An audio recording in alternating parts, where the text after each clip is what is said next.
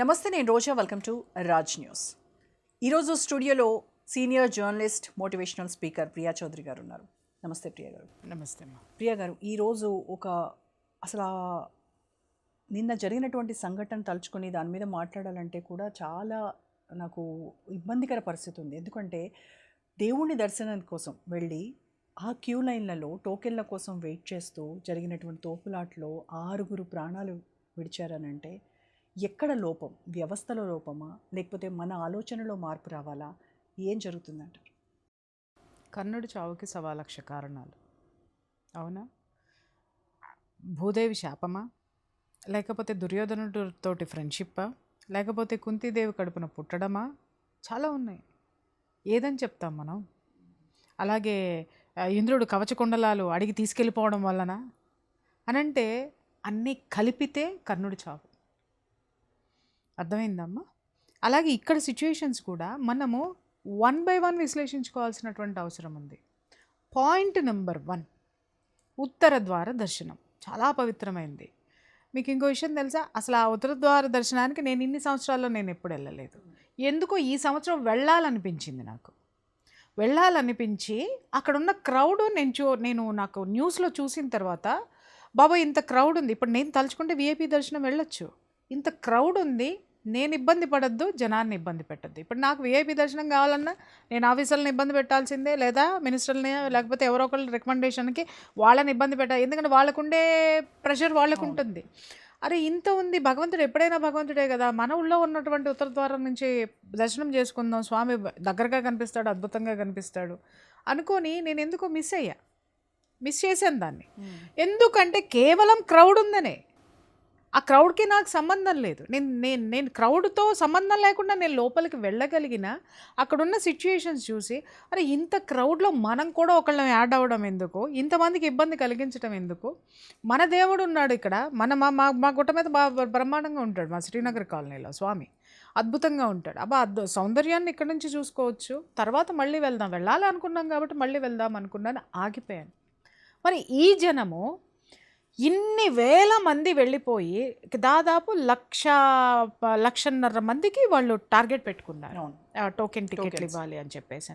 సరే వాళ్ళు టార్గెట్ పెట్టుకున్నారంటే 1,00,000 మందికి ఇవ్వచ్చు అనేటటువంటిది వాళ్ళకు ఒక అవగాహన ఉంది. ఆ 1,00,000 మందిని దృష్టిలో పెట్టుకుని ఈ వీళ్ళు ప్రచారం చేయటం కానివ్వండి, లేకపోతే దానికి సంబంధించినటువంటివి కానీ మీడియాల్లో మాట్లాడడం కానీ, మేము అన్ని ఏర్పాట్లు చేసాం, మీరు వచ్చేయండి తలుపులు తీసేస్తాం అన్నట్టుగా వీళ్ళు మాట్లాడారు. కానీ వీళ్ళ యొక్క కెపాసిటీ, ఆ దర్శనం యొక్క కెపాసిటీ ఎంత? 1,25,000 అయితే ఎన్ని కోట్ల మందికి వెళ్ళిందమ్మా అది? ప్రపంచంలో ఉన్న ప్రతి తెలుగువాడికి వెళ్ళింది. ఇక్కడే మనం 10 కోట్ల మంది ఉన్నాం, ప్రపంచంలో ఇంకో 10 కోట్ల మంది ఉన్నారు, మొత్తం 20 కోట్ల మంది జనాలకి చేరినప్పుడు 10% వేసుకోండి, దాంట్లో 1% వేసుకోండి, 2 లక్షల మంది వచ్చారు అక్కడికి. సరే, ఇక్కడి నుంచి జనం వచ్చారు. నేను ఈ జనానికి చెప్తున్నాను, స్వామివారి దర్శనం అప్పుడే ఆ రోజే చేసుకోవాలమ్మా. మీకు ఇంత దూరం నుంచి కొండ మీదకి వెళ్ళి స్వామిని దర్శనం చేసుకోవాలి అనుకుంటే మీకు కొంచెం అన్న అవగాహన ఉండదా? అరే అక్కడ దర్శనం దొరుకుతుందా లేదా, ఎన్ని గంటలు దర్శనం పడుతుంది? ఎందుకనంటే మన తిరుపతిలో ఉన్నటువంటి క్రౌడ్ ఇవాల్టిది కాదు, అనాది నుంచి క్రౌడ్ ఉంది, అసలు ఇప్పుడు విపరీతంగా ఉంది. ఆ విపరీతమైనటువంటి క్రౌడ్ ఉన్నప్పుడు ఎన్ని గంటలు దర్శనం పడుతుంది, ఎలా ఉంది అక్కడ సిచ్యుయేషన్స్? ఇవాళ మరి మొబైల్ పట్టుకుని 24 గంటలు కళ్ళు దానికే అతికించుకుని కూర్చుంటున్నారు కదా జనాలు. బుర్ర అతికించలేదా, పెట్టలేదా దాని మీద? అరే మనం వెళ్ళి అక్కడ వసతులు ఎంత ఉన్నాయి, మనం క్షేమంగా వెళ్ళి తిరిగి వస్తామనే ఆలోచన ఒక్కళ్ళకి లేదు. ఉత్తర ద్వార దర్శనం చెప్పారు కాబట్టి వెళ్ళిపోవాలి. ఉత్తర ద్వారం దర్శనం ఎందుకు వెళ్ళాలి, అసలు ఎందుకు వెళ్ళాలి వీళ్ళందరినీ చెప్పండి. అసలు నిజంగా వెళ్ళిన వాళ్ళల్లో 1% మందిని చెప్పండి, లేదా 100 మందిని చెప్పండి. ఉత్తర ద్వార దర్శనము వైకుంఠ ఏకాదశి రోజున ఎందుకు చేసుకోవాలి చెప్పండి. అంటే చచ్చిపోయిన తర్వాత వైకుంఠానికి వెళ్తారు, బాగుంది. ఎందుకు అనంటే మన పురాణాలు, మన శాస్త్రాలు మనకి ఒక గుడికి వెళ్ళాలి, దర్శనం చేసుకోవాలి, ఆ రోజు పర్వదినము, దాన్ని మైండ్లో పెట్టడం కోసం, దాన్ని మనం గౌరవించడం కోసం మనిషికి ఒక ఆశ అనేది కలిగిస్తారు. ఆశ లేకపోతే ఎవడు ఏది చేయడమ్మా, నిజం చెప్తున్నా. దేవుడికైనా చేయడు, నీకైనా చేయడు, నాకైనా చేయడు. చనిపోయిన తర్వాత వైకుంఠానికి వెళ్తారు అంటే అప్పట్లో ఎందుకు అనుకున్నారు అనంటే ఎప్పుడు కూడా మనిషి బ్రతకడం ఎలా అనేటటువంటిది నేర్చుకోవడే కాక చావును కూడా ఒక పవిత్రంగా చూడాలనుకునేటటువంటి వాళ్ళు. బ్రతకడం ధర్మంగా బ్రతికితే వైకుంఠానికి వెళ్తాం, స్వర్గానికి వెళ్తాం, ఏదైనా అక్కడ కూడా సుఖంగా ఉండాలి. అక్కడ సుఖంగా ఉండాలంటే ఇక్కడ ధర్మాన్ని పాటించాలి. ఇటువంటిది నేర్పడం కోసమే అవన్నీ పెట్టారు. ఇవాళ ఏమైపోయింది, ప్రతి అడ్డగోలు వెధవ, ప్రతి అడ్డగోలు మొహము కూర్చొని అదిగో ఆ దేవుడు ఇట్లా, ఇదిగో మీరిన్ని ఇలా చేస్తున్నారు కాబట్టి చచ్చిపోయిన తర్వాత వైకుంఠానికి వెళ్తారు, మీరు ఇవన్నీ చేస్తున్నారని లోటుపాట్లు ఎత్తి చూపించడానికి ఇక్కడ అవకాశం మనమే ఇస్తున్నాము. వాస్తవాలు చూడాలంటే అది ఎందుకు, అరే నువ్వు చచ్చిపోయిన తర్వాత నువ్వు వైకుంఠానికి వెళ్ళిపోతావు అంటే వైకుంఠంలో స్వామి దగ్గర ఉంటావు, అక్కడ బోళ్ళంతా ఉంటాయి. ఎందుకంటే మనదంతా ఒక ఇమాజినేషన్. అరే అక్కడికి వెళ్ళాలి అంటే ఇక్కడ నువ్వేం చేయాలి, తప్పులు చేయకూడదు. ఇక్కడ ఇట్లా మన ధర్మం చక్కగా చెప్పుకొని వచ్చిందమ్మా. అంటే మనము మంచి పాపం క్షమిస్తామనేది చెప్పాలి, అసలు పాపమే చేయొద్దని చెప్పింది. సో ఇక్కడ జనాలు ఇక్కడ చెయ్యాల్సిందంతా చేసేసి ఓన్లీ సంవత్సరంలో ఒకసారి వైకుంఠ ద్వార దర్శనంలో నుంచి వెళ్ళిపోతే డైరెక్ట్గా వైకుంఠానికి వెళ్ళాలంటే ఇప్పుడు వైకుంఠానికి వెళ్ళిపోయారు. ఎక్కడికి వెళ్ళారో వాళ్ళకి ఫోన్ చేసి మాట్లాడాలి మనం. అంటే ఇక్కడ క్రమశిక్షణ అనేది ఉండద్దా మనుషులకి? ఒకటి మనుషులకి లేదు. ఇక్కడ మనుషుల గురించి ఇది మాట్లాడుకున్నాం. ఒక అవగాహన లేకుండా వచ్చేసారు. వచ్చిన తర్వాత అంత క్రౌడ్ ఉన్నప్పుడు కూడా అరే స్వామిది మామూలు దర్శనం చేసుకొని వెళ్ళిపోదాం, ఈ క్రౌడ్లో తగ్గి 2 రోజుల తర్వాత చేసుకుంటే దాదాపు 10 రోజుల పైన వైకుంఠ ద్వారం ఓపెన్ చేసి ఉంటుంది. ఒక 2 రోజులు ఉందాము అంటే రిటర్న్ టికెట్లు మళ్ళీ అమ్మటే చేయించేసుకుంటారు. ఇక్కడ అయిపోద్దా అక్కడ ఎగిరేద్దాం అన్నట్టుగా. అంటే ఈ దేనికి ఒక ప్రణాళిక టికెట్ల మీద ఉంటుంది కానీ దర్శనం మీద ప్రణాళిక వీళ్ళకి ఎవరికి లేదు. అక్కడ సిచ్యువేషన్ని బట్టి, స్థితిని బట్టి మనం మారాలి, మనం మాట్లాడాలి, మనం ఉండాలి. అక్కడ ఏమవుతుంది, ఉన్నది 1,25,000 మంది అయితే వచ్చిన జనం ఎంత, దానికి విపరీతమైనటువంటి క్రౌడ్ పెరిగిపోయింది. ఒకటి ఇది జనం తరపు నుంచి ఉన్నదైతే, వ్యవస్థ తరపు నుంచి నేను చెప్తున్నాను. ఇప్పుడు అంత ఇదిగా ఆ టీటీడీ బోర్డు కూడా ప్రచారం చేసినప్పుడు మీకు ట్రైన్లు, బస్సులు, ఫ్లైట్లు ఎన్ని వస్తున్నాయో అవగాహన పెట్టుకోవాలి కదా, దాని మీద ఒక విజన్ ఉండాలి కదా. ఒక ప్రత్యేకమైనటువంటి రోజు ఇక్కడ ఉంది అన్నప్పుడు ఆ ప్రత్యేకమైన రోజు అయిపోయేంత వరకు కూడా మనం దాని మీద వర్కౌట్ చేయాల్సిన అవసరం ఉందా లేదా? జనం వస్తున్నారు అంటే ఎక్కడ కౌంటర్లు ఎక్కడ పెట్టాలి, ఇంతమంది జనం వస్తున్నారు అని అంటే ముందు ఒక ప్రణాళిక లేదు. కౌంటర్లు అయితే 5, 6 ఓపెన్ చేశారు. సరే ఆ కౌంటర్ల దగ్గర ఒక క్యూ పెట్టి ఈ టైం టు ఈ టైం నిబంధనలు లేవు.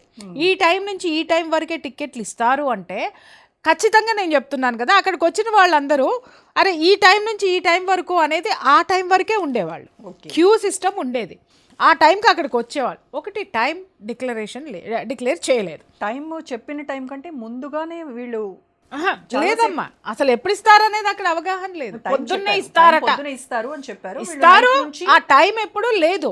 అందుకని ఎవరికాళ్ళు ఏం చేస్తారమ్మా, ఇంతమంది ఉన్నారు, నేనే ముందెళ్ళాలి 4 వెళ్ళి అక్కడే కూర్చుంటే పోలేదా, మనకు తొందరగా టికెట్ వస్తుంది, తొందరగా దర్శనం చేసుకుంటాం, తొందరగా మనకు అన్ని తొందరలే, అందుకే ఇలాంటివే జరుగుతూ ఉంటాయి అని వచ్చారు.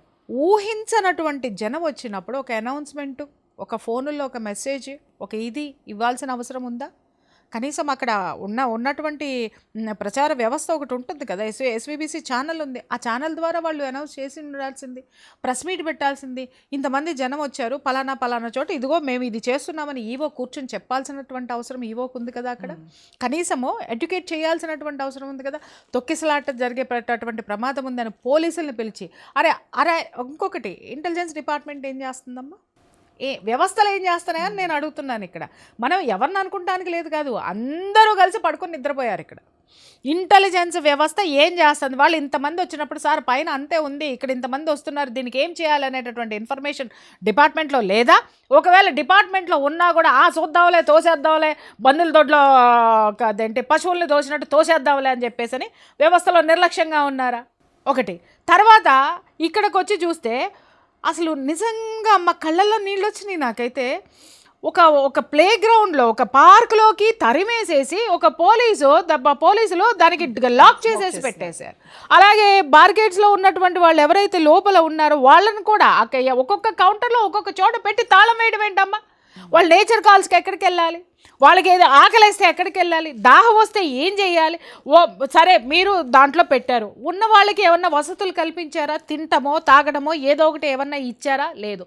పశువుల్ని బందికానాల బందుల దొడ్డ పశువుల్ని పారేసినట్టు పారేసి తాళాలు పెట్టారు. మీరు తాళాలు పెట్టిన తర్వాత పొద్దున ఎప్పుడో 4ంటికో 5ంటికో ట్రైన్లో బస్సులో దిగ్గానే కూర్చున్నారు మనుషులు, కాలకృత్యాలు తీర్చుకోకుండా, వసతులు లేకుండా, తిండికి మాడి అవన్నీ చేసి అసహనం వచ్చేస్తుంది ఏ పని లేకుండా. ఇప్పుడు ఈ రూమ్లో నేను ఎవ్వరం లేకుండా, రోజా గారు మీరు కూర్చోండి నేను వస్తానని చెప్పేసి అని వెళ్ళా. ఎంతసేపు కూర్చోగలుగుతారు మీరు చెప్పండి? ఎంతసేపు మహా అయితే ఒక 1 hour 2 hours 1 hour కూర్చుంటారు. 2 hours కూర్చోగలుగుతారా? 2 hours వెళ్ళిపోవడం హైలీ ఇంపాసిబుల్. మనం చెప్పడం చాలా తేలిక. అక్కడ కూడా జరిగింది అదే. ఏం పర్లేదు 4 గంటలు వీళ్ళు కూర్చుంటారులే అనుకున్నారు. కానీ ఐడిల్గా కూర్చోవాలి అంటే ఓ పక్క పిల్లలు ఏడుస్తారు, లేదా మన పొట్ట ఏడుస్తుంది, లేదా మన బ్రష్ చేసుకోలేదు ఇరిటేషన్ ఉంటుంది, స్నానాలు చేయలేదు ఇరిటేషన్ ఉంటుంది, పైన నీడ లేదు, ఏమి లేదు, అసలు ఎక్కడికి వెళ్ళాలో తెలియదు, ఏం చేయాలో తెలియదు, ఎప్పుడు టికెట్లు ఇస్తారో తెలియదు. ఒక డైలమా సిచ్యుయేషన్. పోని జనాలకి ఏమన్నా పలానా టైంలో ఇస్తారు అనేటటువంటిది, పోనీ అక్కడ పెట్టినటువంటి మనుషులకి ఏమైనా ఇన్ఫర్మేషన్ పాస్ చేశారా? అమ్మ ఈ టైం నుంచి ఈ టైం వరకు ఇస్తారు, మీరు క్యూలో వెళ్ళండి, క్యూలోనే ఉండాలి, మేము పంపిస్తాం, మీరు హడావుడి పడద్దు, తొక్కుకోవద్దని ఏమన్నా చెప్పారా? ఏమీ లేవు. ఎంత నిర్లక్ష్యం ఇక్కడ అదేంటి అడ్మినిస్ట్రేషన్ది కనిపిస్తుందంటే అంత నిర్లక్ష్యం కనిపిస్తుంది. ఇక్కడ ఏమైంది, ఒక్కసారే జనాలకి తాళం ఓపెన్ చేశారు. తాళం ఓపెన్ చేసి ఎక్కడో ఇస్తారంట అనేటటువంటి పుకారు ఒకటి వచ్చింది. అయితే ఇంకొక ఇచ్చే టైం కూడా లేదు. అంటే ఒక లేడీకి ఎవరికో ఆవిడకి హెల్త్ ఇష్యూ అయ్యి తనని బయటికి తీసుకురావడం కోసం ఓపెన్ చేశారు. అన్ని చోట్ల జరగదు కదా తల్లి, ఒక చోట ఇది జరిగింది, మరి అన్ని చోట్ల ఒకటేసారి జరిగింది కదా. ఒక పుకారు అంటే పోలీసుల దగ్గర కూడా సరైనటువంటి ఇన్ఫర్మేషన్ లేదు టికెట్లు ఎప్పుడు ఇస్తారు అనేది. అంటే ఆ పుకారునే పోలీసులు నమ్మారు, పోలీసులు నమ్మి వాళ్ళు ఓపెన్ చేశారు, లేకపోతే అక్కడి నుంచి జనం తొక్కిసలాట అనేటటువంటిది జరిగింది. ఆ జరిగినప్పుడు ఇక్కడ నేను నిజంగా చెప్తున్నాను, భగవంతుడి యొక్క దీనికోసం బయలుదేరినటువంటి ఈ మనుషులు వీళ్ళ అమాయకత్వం అనుకోవాలా, లేకపోతే దుర్మార్గం అనుకోవాలా, పశుత్వం అనుకోవాలా, వెనక ఉన్నటువంటి వాళ్ళు తోసుకుంటూ ముందుకెళ్ళిపోవాలనేటటువంటి క్రమంలో కింద ఎవడు పడిపోయాడో కూడా నీకు తెలియదా? నేను ఇక్కడ అందరికీ చెప్తున్నా, 1,00,000 సార్లు చెప్తా. ఒక బస్సు వచ్చినప్పుడు మూకుమ్మడిగా 100 మంది ఇంత చిన్న ద్వారం దగ్గర గుమ్మికూడతారు. అదే మీరు ఆర్డర్లో నిలబడితే టక వెళ్ళిపోతారు. అలాగే ఒక గుళ్ళో కూడా అంతే, అమ్మవారు రాగానే ఆడాలేదు మగాలేదు ఒక్కొక్కల మీద పడిపోయి తోసేసుకొని మూకుమ్మడిగా తోసేసుకుంటారు. క్రమశిక్షణ అనేది ఎక్కడుందమ్మా? ఎక్కడుంది చెప్పండి? మనకి వెళ్ళే గుళ్ళల్లో ఉందా, బళ్ళల్లో ఉందా? ఎక్కడుంది? ఎక్కడా లేదు. మనిషి ఒక చోట ఒక 100 మంది ఫామ్ అయ్యారు అని అంటే వాళ్ళని క్రమశిక్షణలో పెట్టే నాదుడు ఈ భూమి మీదే లేడు. అసలు ఒకళ్ళు క్రమశిక్షణలో పెట్టుకునేది ఏంటి? మనము అదే నేను అంటున్నా, నాదుడు ఈ భూమి మీదే లేదు. అటువంటప్పుడు మనం ఏం చేయాలా? సెల్ఫ్ డిసిప్లిన్ అనేది ఒకటి ఉండాలి, ప్రతి ఒక్కడికి ఉండాలి. అరే బస్ స్టాండ్లో చూడండి, బస్ రంగానే ఎక్కడెక్కడో ఉన్న వాళ్ళందరూ ఎక్కేయాలి. మీరు చూడండి ఆ ద్వారం దగ్గర కొట్టుకుంటారు, కొట్టుకొని 2 నిమిషాలకు ఒకడు ఎక్కుతాడు. అదే క్యూలో నుంచి ఉంటే 2 నిమిషాలకి 20 మంది ఎక్కేస్తారు. ఈ జ్ఞానం లేదా ఇంతవరకు? చదువుకున్నాలే కదా, అందరు చదువుకున్నాలే కదా, ప్రపంచ జ్ఞానం ఉన్నాలే కదా, కాస్త ఇంకిత జ్ఞానం ఉన్నాలే కదా, ఆ మాత్రం తెలీదా? అరే కింద ఆడవాళ్ళు తొక్కి వేయబడుతున్నారు, మగవాళ్ళు, ముసలాళ్ళు, పేషెంట్లు, షుగర్ పేషెంట్లు ఉంటారు, బీపీ ఉన్నవాళ్ళు ఉంటారు, ఇంకేదో అనారోగ్య సమస్యలు ఉంటారు, లేదు అంటే కొంతమంది వీక్గా ఉంటారు, లేదా కొంతమందికి మాబ్ అంటే భయము, ఒక పానిక్ ఉంటుంది. ఇంతమంది ఉన్నటువంటి దాంట్లో ఏ జాగ్రత్తలు లేకుండా, ఏ విధమైనటువంటి ఇది లేకుండా ఈ విధంగా ఇలా చేసేయటం అనేది బాధాకరం అనిపిస్తుందమ్మా. అంటే ఇక్కడ అనొచ్చు, ప్రియా చౌదరి ఇంతకుముందు జరగలేదా, దీని గురించే మాట్లాడుతున్నావా అని అంటే, ఇంతకుముందు జరిగినటువంటి వాటిని దృష్టిలో పెట్టుకునైనా మనము ఎప్పుడైనా సరే ఒక సీట్లో మనం కూర్చున్నప్పుడు మనకి సాధ్యమైనంత మంచి చేయాలని ఎవరైనా కోరుకుంటారమ్మా. అంతేగాని నేను ఇక్కడ కూర్చున్నాను కదా ఏదో చేయాలని కూర్చున్నప్పుడు నేను అనుకుంటే సరిపోదు, నా చుట్టూ ఉన్న వాళ్ళని కూడా పెట్టాలి. నేను కూర్చొని నేను స్ట్రిక్ట్గా ఉంటాను, నేను చక్కగా చేస్తాను, నేను ఇంకొకటి అని కూర్చుంటే చేసేది నేను కాదు, చేయించేదాన్ని మాత్రమే. ఆ చేసేటటువంటి వాళ్ళు నీ గ్రిప్లో ఉన్నారా లేదా, వాళ్ళ దగ్గర పర్ఫెక్ట్ ప్లానింగ్ ఉందా లేదా, వాళ్ళు ప్లాన్ చేయగలుగుతున్నారా లేదా, ఈ సమీక్షలు జరిగాయా లేదా, ఇలాంటి వాటి మీద ఇప్పటి వరకు రాలా. ఇక్కడ ఏమవుతుంది అని అంటే, నువ్వంటే నువ్వు అని చెప్పేసి పాలకపక్షం వచ్చేసి పోలీసుల మీద, పోలీసులు వచ్చి జనం మీద, జనం వచ్చేసి ప్రభుత్వం మీద, ప్రభుత్వం వచ్చేసి దీని మీద. ఇంకొక మాట అడుగుతున్నా, ఇప్పుడు అందరూ కలిసి ప్రెస్ మీట్లు పెడుతున్నారు. హోమ్ మినిస్టర్ గారు పెట్టి ఇది చాలా దురదృష్టం, ఆ దుష్టం ఈ దుష్టం అన్నారు. హోమ్ మినిస్టర్గా ఉన్నప్పుడు కొన్ని ముఖ్యమైనటువంటి పనులు జరుగుతున్నప్పుడు, ముఖ్యమైనటువంటి ప్లేసుల్లో ఉన్నప్పుడు మీ దగ్గర ఇన్ఫర్మేషన్ లేదా? అయిపోయిన తర్వాత వస్తారేంటమ్మా మీరు? అయిపోయిన తర్వాత ఇవాళ ఉత్తర ద్వార దర్శనం అనేది ప్రెస్టీజియస్ ఇష్యూ, నువ్వెందుకు లేవు అక్కడ? నువ్వు ఉండి పర్యవేక్షించాలి కదా, ఎంతమంది వస్తున్నారు అంటే. వీళ్ళకి ఎవరికి కూడా ఏ మినిస్ట్రీ మీద కూడా అవగాహన లేదు. కేవలం ప్రెస్ మీట్ల కోసం మాత్రమే మనం పనిచేస్తున్నాం. ఇక్కడ ఇలాగే ఉంది. నీకు ఒక్కొక్క వ్యవస్థ, ఒక్కొక్క సిస్టము, ఒక్కొక్క మినిస్ట్రీ, వాళ్ళకి సంబంధించినటువంటి వ్యవహారాలు అక్కడ జరుగుతున్నప్పుడు, ఆ ప్రాంతంలో, ఆ రాష్ట్రంలో జరుగుతున్నప్పుడు వాళ్ళ యొక్క అబ్జర్వేషన్ ఉండాలి, వాళ్ళ యొక్క అటెండెన్స్ ఉండాలి. పెద్ద పెద్దవి జరుగుతున్నప్పుడు ఖచ్చితంగా ఎందుకు అటెండెన్స్ ఉండాలంటే వాళ్ళు అక్కడ ఉంటే వ్యవస్థ కరెక్ట్గా పనిచేస్తుంది, ఏ చిన్నది కూడా జరగనివ్వరు. ఎందుకంటే ప్రభుత్వం మీదకి వస్తుందని చెప్పేసారు. ఇక్కడ నిర్లక్ష్యం ఎవరిది కనిపిస్తుంది? వ్యవస్థ అందరిది. జనాలదా, వ్యవస్థదా, పాలకులదా, ప్రభుత్వానిదా, అందరిది కూడా ఉంది. అంటే జనాలు ఇది ఎక్స్పెక్ట్ చేయరు, మా కోసం ఏవో వసతులు ఏర్పాటు చేశారు. ఎస్, ఇప్పుడు అదే అనబోతున్నా. ఇప్పుడు మీరు 1,25,000 మందికి మేము అరేంజ్ చేశామని మీరు చెప్పారు. 1,25,000 మందికి మాత్రమే మేము ఇక్కడ ఇస్తాం, తర్వాత ఆపేస్తాము. కానీ ఈ టైం నుంచి ఇంకొకటి 1,25,000 మంది ఏ టైం నుంచి ఏ టైంకి వస్తారో అనే క్యాలిక్యులేషన్ కూడా ఖచ్చితంగా ఉంటుంది. ఉండద్దని మీరు అనకండి. ఎందుకంటే ఎన్ని ట్రైన్లు వస్తున్నాయో తెలుసు, ఎన్ని బస్సులు వస్తాయో తెలుసు, రోజు తిరుపతికి ఎంతమంది వస్తున్నారో తెలుసు. అలాగే ముందే టికెట్ల రిజర్వేషన్ తిరుపతికి ఎవరు చేసుకున్నారో, తిరుమలకి ఎవరు చేసుకున్నారో, ఏమున్నాయో ఇన్ఫర్మేషన్ తీసుకోవాలి. తీసుకున్నప్పుడు వాళ్ళు 2 days ముందరే బాబోయ్ ఇంతమందికి మాత్రమే మేము టోకెన్స్ ఇస్తాము, నెక్స్ట్ డే ఇస్తాము అనేటటువంటిది అప్డేట్ ఎవరి దగ్గరైనా ఉందా? అరే నేను ఎంతసేపు నాకు పలానాది కావాలి అనే దాని మీద ఉన్న ధ్యాస వచ్చిన తరువాత చాలా పని చేయాల్సినటువంటి అవసరం దాని మీద ఉంటుందమ్మా. ఇది కేవలం వార్త కాదు, స్క్రీన్ మీద చదివేసేసి చెప్పేయడానికి. వ్యవస్థని నడపటం అనేది చాలా కష్టమైనటువంటి పని. ఇప్పుడు చాలామంది మొన్న జరిగినటువంటి విజయవాడలో హైందవ శంఖరావు దాంతో కంపేర్ చేస్తున్నారు ఈ సంఘటన. అక్కడికి ఎంతమంది వచ్చారు, ఎలాంటి ఇంత కూడా ఏ మాత్రం ఇబ్బంది లేకుండా అందరూ చాలా చక్కగా తిరిగి వెళ్ళిపోయారు. మరి దీనికి ఇది ఎప్పుడూ ఉండేటువంటిదే, అదేమో సడన్ గా వాళ్ళు పెట్టుకున్నటువంటి ప్రోగ్రామ్. ఇది ఎవ్రీ ఇయర్ ఉండేటువంటి రిచువల్. చక్కటి ప్రశ్న. ఇక్కడ ఒక సంస్థ పెట్టినటువంటిది ఎన్ని లక్షల మంది? 5 లక్షల మంది పైన, 5 లక్షల నుంచి 8 లక్షల వరకు వచ్చారు అనేటటువంటిది ఒక అంచనా ఉంది. పోనీ 5 లక్షలే వేసుకుందాం. 5 లక్షల మంది ఒక చోటికి వాళ్ళు మొబిలైజ్ అయినప్పుడు నేను మన జర్నలిస్టుల ద్వారా కానీ, లేకపోతే అక్కడ ఉన్నటువంటి వాళ్ళ ద్వారా కానీ నేను తీసుకున్న ఇన్ఫర్మేషన్ ఏంటంటే పోలీసులు చాలా రిలాక్స్డ్గా ఉన్నారు. ఎప్పుడు పోలీసులు రిలాక్స్డ్గా ఉంటారు చెప్పండి? సక్రమంగా అన్నీ జరుగుతున్నప్పుడు, జనం యొక్క రద్దీ ఉన్నప్పుడు. నిజం చెప్తున్న పోలీసుల పాటలు పాపం అన్నీ ఇన్ని కావమ్మా. మనల్ని కొడతారు, మనల్ని తిడతారని మనం అనుకుంటాం, కానీ జనాలు వినరు మాట.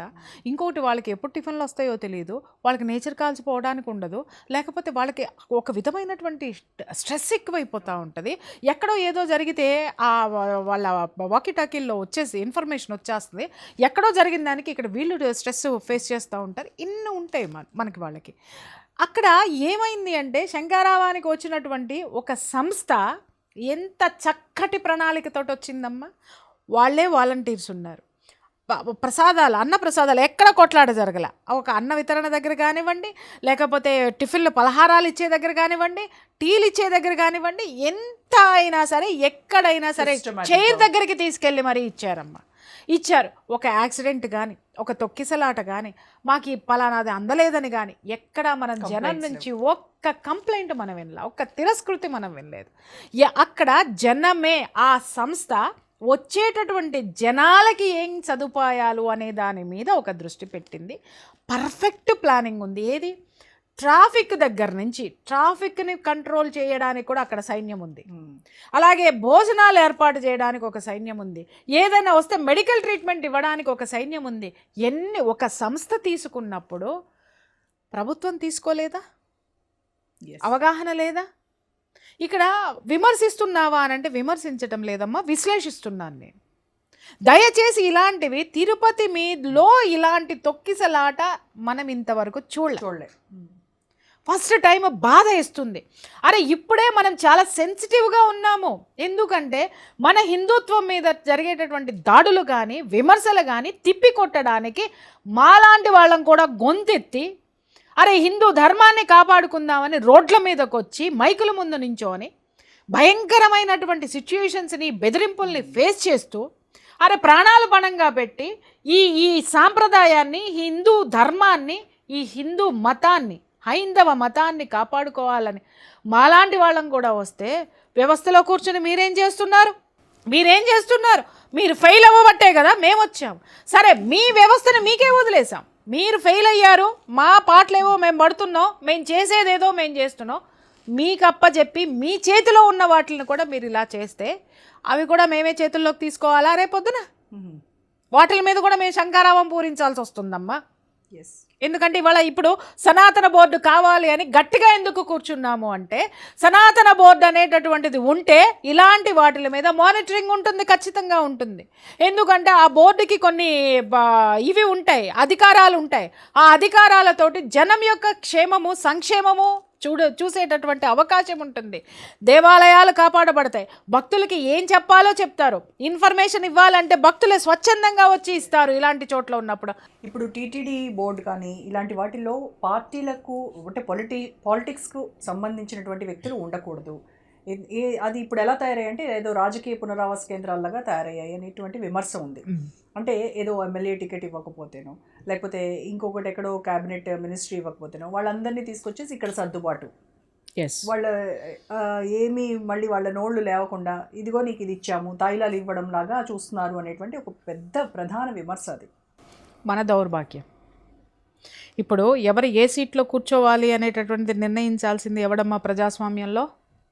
మనం ప్రజలు. ఓటు వేసే ఓటు హక్కుదారుడు ఓటరు నిర్ణయించి నిన్ను ఆ సీట్లో కూర్చోబెట్టాడు. ఇక్కడ కూడా నేను ఓటర్నే మాట్లాడతా. నువ్వు ఎవరిని కూర్చోబెట్టినవురా? నువ్వు ఎవరిని కూర్చోబెడితే వాడు అదే చేస్తాడు. ఒకడు వచ్చేవో 4 కొండలు 7 కొండలు ఎందుకు, 4 కొండలు చాలు, 3 కొండలు చాలు, 4 కొండలు నాకన్నాడు, ఆ కొండ మీద పోయినాడు. ఒకడొచ్చి దాని మీద ధర్మ ప్రచారం చేశాడు, అటు నుంచి అటే పోయినాడు. ఇవాళ వచ్చి ఏం పీకుతున్నారు అనేది మనం మాట్లాడాల్సిన అవసరం చాలా ఉందమ్మా ఈరోజు. ఎందుకు అనంటే ఈరోజు హిందూ ధర్మం చచ్చిపోతుందని జనం ఓటేశారు. Underline this point. హిందూ ధర్మం చచ్చిపోతుంది. ఎక్కడ చూసినా గుట్టల మీద, కొండల మీద ఏవేవో వెలుస్తున్నాయి. మన గుట్టలు మనకు కాకుండా పోతున్నాయి. మన ప్రకృతి మనకి కాకుండా పోతుంది. మన దేవుడికి సంబంధించినటువంటివన్నీ మనకు కాకుండా పోతున్నాయి. రేపొద్దున మనం మెడలో రుద్రాక్షలు పోయి సిలువలు వస్తాయి. అలాగే మన పిల్లలు మన కులానికో మన మతానికో సంబంధించింది పోయి పరాయి లవ్ జిహాదుల మీద పరాయిళ్ళకెళ్ళి బొరకాల పాలిట పడుతున్నారు. మన జాతిని, మన స్త్రీని, మన ఆడపిల్లల్ని, మనల్ని మనం రక్షించుకోవడం కోసమే ఈరోజు సెంట్రల్ గవర్నమెంట్లో బీజేపీకైనా, స్టేట్ గవర్నమెంట్లో ఉన్న ఈ పార్టీకైనా జనం ఓటు వేసింది హిందుత్వాన్ని కాపాడుతారనే తప్ప ఇష్టం వచ్చినట్టు స్టేట్మెంట్లు ఇవ్వడానికి మాత్రం కాదు కాదు కాదు. ప్రియా గారు, నాకు ఇంకొక డౌట్ ఏంటంటే, ఈ వైకుంఠ ఏకాదశి రోజు ఉత్తర ద్వార దర్శనం చేసుకుంటాం. ఆ ఒక్కరోజు మాత్రమే ఆ దేవుణ్ణి ఉత్తర ద్వారం ద్వారా దర్శనం చేసుకుంటే ఫలితం ఉంటుందా? లేదు అని అంటే ఇప్పుడు 10 రోజులు లేకపోతే 15 రోజుల పాటు కూడా ఉత్తర ద్వార దర్శనం కల్పిస్తూ ఉన్నారు. సో ఆ రోజుల్లో కూడా చేసుకుంటే అదే ఫలితం ఉంటుందా? అసలు ఎందుకు ఇన్ని డేస్? మాకైతే చిన్నప్పుడు ఒకటే రోజు ఉండేది. ఆ ఒక్కరోజు దగ్గరలో ఉన్నటువంటి గుడికి వెళ్ళేవాళ్ళం, దర్శనం చేసుకునేవాళ్ళం. కానీ ఇప్పుడు ఇదేంటి? ఇది ఒక పెద్ద ట్రెండ్. ఒక విషయం నేను చెప్తాను. ఎప్పుడైనా ఒక పవిత్రమైనటువంటి రోజులు ఉంటాయి. ఇప్పుడు మనం కూడా ఆగస్టు 15th ఎందుకు చేసుకుంటాం? ఆ రోజు మనకు స్వతంత్రం వచ్చింది. రిపబ్లిక్ డే ఎందుకు చేసుకుంటాం? ఆ రోజు నుంచి అడ్మినిస్ట్రేషన్ స్టార్ట్ అయింది మనకి. అలాగే మనం సంక్రాంతి ఎందుకు చేసుకుంటాం అంటే ఈ జనాలకు అర్థం అవడం, మనం పుట్టినరోజు ఎందుకు చేసుకుంటాం? ఆ రోజు మనం పుట్టాం కాబట్టి కొత్త బట్టలు రోజు ఎందుకు వేసుకోవచ్చుగా, ఎందుకు వేసుకో? కానీ రోజు వేసుకునే కొత్త బట్టలకి వాల్యూ ఉండదు. పుట్టినరోజు నాడు వేసుకునే కొత్త బట్టలకే చాలా మురిపంగా చూసుకుంటాం, చాలా అద్భుతంగా ఉంటాం. ఆ రోజు అసలు చూడండి, మనమే అందంగా కనిపిస్తాం, మనం అందరికీ కూడా అందంగా కనిపిస్తాం. కారణం ఏంటంటే ఆ రోజు నువ్వు పుట్టాను అనేటటువంటి నీలో ఉన్నటువంటి ఆ ఫీలింగ్ ఏదైతే ఉంటుందో, ఆ ఆనందం ఏదైతే ఉంటుందో నీ శరీరంలో, నీ బాడీలో ఒక రెసిస్టెన్స్ని ఇస్తుంది. అలాగే నీ శరీరంలో ఉన్నటువంటి ఆర్గాన్స్ కానీ హార్మోన్స్ చాలా అదేంటి ఆర్డర్లో వర్క్ చేస్తాయి, పని చేస్తాయి అన్నమాట. ఆ స్థితిలో ఉన్నప్పుడు మాత్రం నీ ఫేస్లో గ్లో వస్తుంది, నువ్వు ఆనందంగా ఉంటావు. ఆ స్పెషల్ డే అనేటటువంటిది పదే పదే గుర్తు చేసుకుంటాం. ఇక్కడ కూడా ఈ ఉత్తర ద్వార దర్శనం అనుకోండి, మకర సంక్రాంతి అనుకోండి, దసరా అనుకోండి, ఇంకొకటి అనుకోండి, ఆ రోజు ఆ తిథులు యొక్క గ్రహాల యొక్క స్థితిగతులను పట్టే మనకి ఇక్కడ ఎనర్జీ ఉంటుంది. చూడండి, ఒక్కొక్క రోజు ఎవరైనా దగ్గర ఆ రోజు మనం చాలా చిరాగ్గా ఉంటాం. ఏంటో పొద్దున్న నుంచి చిరాగ్గా ఉన్నామంటే వేరే వాళ్ళు అంటారు నాకు కూడా చిరాగ్గా ఉందని. అలాగే ఇంకొకళ్ళు కూడా అంటారు.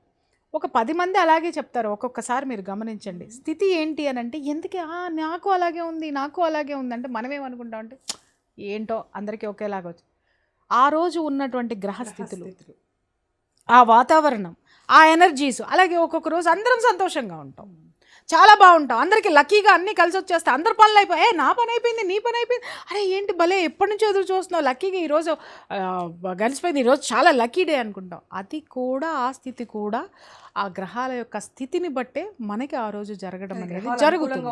అనుకూలమైనటువంటి వాతావరణం, వాటి నుంచి వచ్చేటటువంటి ఎనర్జీస్ యొక్క ప్రభావమే మన స్థితిగతులు. భగవంతుణ్ణి ఎప్పుడు చూడాలి అంటే నీ మనసు నిర్మలం చేసుకోవడానికి వెళ్ళాలి తప్ప ఇలాంటి తోపులాట్లకి వెళ్ళిపోయి ప్రాణాలు పోగొట్టుకునేంత భగవంతుడు చెప్పలేదమ్మా. ఇప్పుడు దీన్ని అవకాశవాదులు తీసుకొని ఎన్ని చేస్తున్నారు, ఎన్ని ఇది చేస్తున్నారు, దేవుడి దగ్గరికి వెళ్ళారు ప్రాణాలు పోగొట్టుకున్నారు అని అంటే అసలు దేవుడికి ఏం సంబంధం? అంతే కదా. నేను రమ్మని అడిగాడా కొట్లాటలో తొక్కుకోమన్నాడా? కింద పడినాడు తొక్కేసుకుని, పాపం ఎవరిది? తొక్కిపోయినాడిది పాపం. అలాగే పాపం ఎవరిది? అన్ని గంటలు లోపలేసి కూర్చోబెట్టి తాళం వేసినాడిది పాపం. పాపం ఎవరిది? ఇంతమంది వస్తున్న వాళ్ళకి సరైనటువంటి సదుపాయాలు కల్పించినటువంటి ప్రభుత్వానిది పాపం. ఇప్పుడు ఈ తిరుపతి సంఘటనతో మనం ఏం నేర్చుకోవాలంటారు, వ్యవస్థలు కానీ మన ప్రజలు కానీ? ఒక్కటే చెప్తున్నాను తల్లి, ఇప్పుడు అక్కడ ఎంతమంది జనాలకి ఏ టైంలో మాత్రమే ఎటువంటి హాని జరగకుండా, ప్రమాదాలు జరగకుండా ఒక నియమ నిబంధనల ప్రకారం ఎంతవరకు చేయగలమో అంతవరకు మాత్రమే పెట్టండి. అంతేగాని ఇన్ని లక్షల మంది దర్శనాలు చేసే అంటే పేపర్లో మనకి వార్తల కోసం, లేకపోతే మనం ఏదో చేసేసామనిపించుకోవడం కోసము పెడితే పుష్కరాల్లో తొక్కిసలాటలాగానే ఇవాళ తొక్కిసలాట జరిగింది. దీనికి ఎవరు సమాధానం చెప్పాలి? దయచేసి ఈ వేలం వెర్రి నుంచి అధికారులు కూడా, పాలకపక్షం కూడా, ప్రభుత్వం కూడా ఈ పిచ్చ మీడియా హైపుల కోసము దయచేసి బయటికి రండి. మిమ్మల్ని ఎవ్వరు ఏమన్నారండి? భగవంతుడి దగ్గర మీరు 10 మందినే తీసుకెళ్ళి నిలబెట్టండి, హాయిగా ప్రశాంతంగా భగవంతుడు హాయిగా ఉంటాడండి. సో ఇప్పుడు కూడా ఈ జరిగినటువంటి సంఘటనను వాళ్ళు ఒక పాఠంగా నేర్చుకొని ఇకపైన ఖచ్చితంగా అందరూ, వాళ్ళు మాత్రమే కాదు తల్లి, కమింగ్ ఎవరైతే వస్తున్నారో ఇంకెవరైతే ఉన్నారో ఇవాళ మనం చూస్తున్నాం. హడావుడిగా వచ్చేసి హోమ్ మినిస్టర్ దగ్గర నుంచి అందరూ మీటింగులు పెడుతున్నారు. మీటింగులు మాకు వద్దండి, మీ ప్రకటనలు మాకు వద్దండి, ప్రెస్ మీట్లు వద్దండి. ముందే ప్రెస్ మీట్ ఎందుకు పెట్టలేదు? భక్తులు ఎక్కువ అవుతున్నారు, తొక్కిసలాట జరుగుతుంది, ఇక్కడ ఇచ్చేటటువంటి ఇది లేదు, మీరు దయచేసి మీరు ఆగిపోండి అని ఎందుకు ఒక ప్రకటన ఇవ్వలేదు? ఎవరికి బాధ్యత లేదా? జరిగిన తర్వాత వచ్చి మాట్లాడతారా? ఇది ఎంతవరకు తీసుకోవాల్సినటువంటి విషయం? నేను ఇక్కడ విమర్శించట్లేదండి, అసలే హిందూ సాంప్రదాయం మీద బురద జల్లించుకుంటున్నాం, దరిద్రం పట్టించుకుంటున్నాం. దానికి తోడు ఇవాళ ఎంత సెన్సిటివ్గా మన హైందవ ధర్మాన్ని కాపాడుకోవాల్సినటువంటి పరిస్థితిని, ఎంత సెన్సిటివ్ సిచ్యుయేషన్లో ఉన్నామో మీరు వాటికి యాడ్ ఆన్ చేయకండి ఇలాంటివన్నీ. అది ఒక్కటే నేను కోరుకుంటున్నాను వీళ్ళందరి నుంచి కూడా. రైట్ అండి. Okay, thank you so much Priya గారు. Thank you.